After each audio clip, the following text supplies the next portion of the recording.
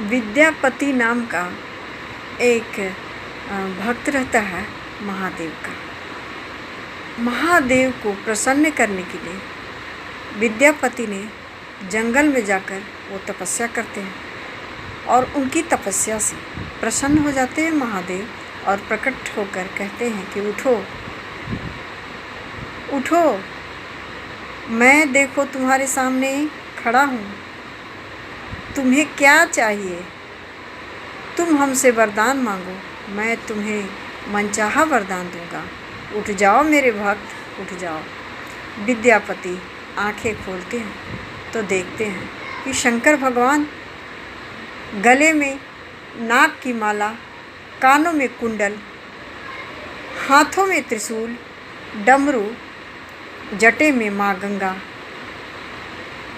और बाघंबर पहने हुए, पैरों में खड़ाऊं पहनकर वो खड़े हैं और मुस्कुरा रहे हैं। विद्यापति कहते हैं कि प्रभु, मैं तो यही चाहता हूँ कि आप हमारे साथ रहें, मैं जहाँ भी रहूँ तो आप हमारे साथ ही रहिएगा। भगवान बोले कि ठीक है भक्त, मैं अपना रूप बदल लेता हूँ, लेकिन एक शर्त है।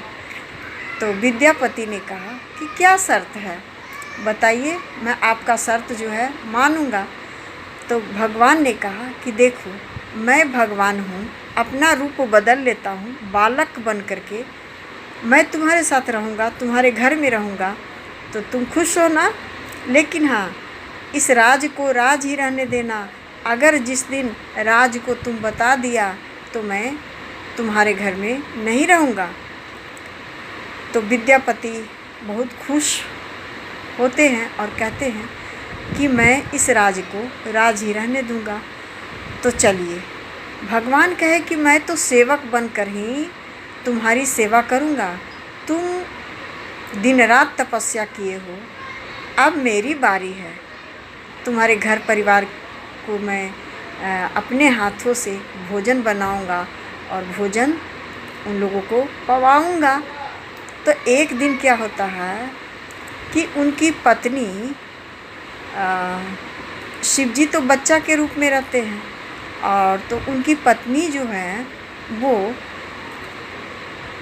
तो बालक थे, तो उनकी पत्नी चूल्हे से जो लकड़ी होती है ना, तो उस लकड़ी को उठाकर उस बालक यानी शंकर भगवान को जलाने लगती है।